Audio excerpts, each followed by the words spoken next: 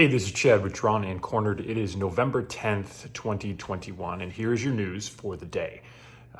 The Biden administration has run into its most recent snag here with the federal court, denying his vaccine mandate claim for employers of 100 employees or more. This at this point is dead in the water. Now, this is where this gets a little bit tricky, is that the suit and the stay are going to take some time to figure out. But in the meantime, the Biden administration is urging companies with more than 100 employees to just get started, make it happen. We expect to win this case, so start getting your employees vaccinated, start pushing this mandate out to your employees, which is an interesting take and seems rather authoritarian, just disregarding what the court has said by putting this stay in place. It's also going to be effective because there will be companies that start employing this mandate to get themselves prepped for a potential January 4th punishment phase and want to make sure that they've got their employees in the right place to do this. So the Biden administration is pushing off all the onus of this, all the responsibility for this down to companies who will make that determination and deal with the fallout from it without any law to back them up. And it's really rather genius and insidious, and should be getting a lot more recognition from the press than it is, which is not a huge surprise. Our second story also has a press element that is a little bit disastrous. But right now, it seems as though that mandate is in peril, but that doesn't stop the Biden administration from moving forward. It's the exact same thing they did with the renters moratorium. Supreme Court said, you can't do this. This is not legal. Joe Biden said, well, it's going to take time to figure out in the courts anyway, so I'm just going to do it. Again, the level of authoritarianism that is allowed from the Biden administration that was hammered, even small things from the Trump administration, is baffling. But it's occurring regularly here, and the press is not attuned to it. So you need to pay attention because it is happening. They are pushing it down, and it's a pretty disastrous mentality as far as any sort of personal rights that we have or continue to maintain. The second story is about the Kyle Rittenhouse case. The prosecution has rested, and they have put their case together terribly.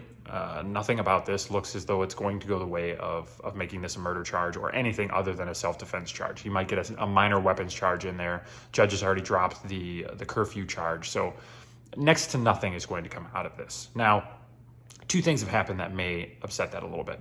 One, apparently jurors are being doxxed, or at least prepping to be doxxed. There are people that are filming them. There are people that are taking photos of them.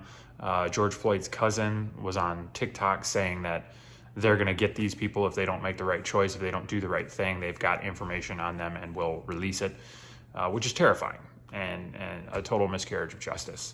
The second thing that is going to have an impact on this is the way the media is portraying this case. Right now, if you've listened to all the witnesses, if you've listened to what the prosecution had and put forward, this case is over. It's done. It doesn't appear as though he should have even been charged with this crime, knowing what was available in evidence, what the FBI held from us, but released. It's insane. Shouldn't even be charged. But the media is telling you that Rittenhouse is still in a really dangerous place. They're talking about how all of this stuff is going against him, how the Rosenbaum was in a horizontal position. Headlines are saying he was no threat. All of this is inaccurate. And if you read further down in any of those articles, you'll see that the defense then came forward and said, if I was charging you head down at like a football player would that produce the same type of shots? And the forensic pathologist was like, yeah, that's the same type of shot. So clearly can still be a threat. Michael Brown was the same way. Michael Brown wasn't a threat because he had shots coming from the top. But if you charge like a bull, you are very much a threat and receive those type of wounds. These are not the headlines you're seeing out there from the mainstream media. They are putting this in a place where it will be a surprise to people who only read that media and not the actual case. It will be a surprise to those people to find out that Kyle Rittenhouse gets a not guilty.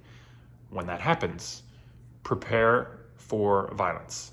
Same thing that we had last year. There will be problems in the streets if Kyle Rittenhouse gets off with a minor weapons charge or nothing. There will be problems, and there will be problems because the media is setting the public up to have a problem with that. They're making it seem as though this case is going one way when clearly it's going the opposite direction. So be mindful of that, be aware of that, protect yourself when this case goes down as well.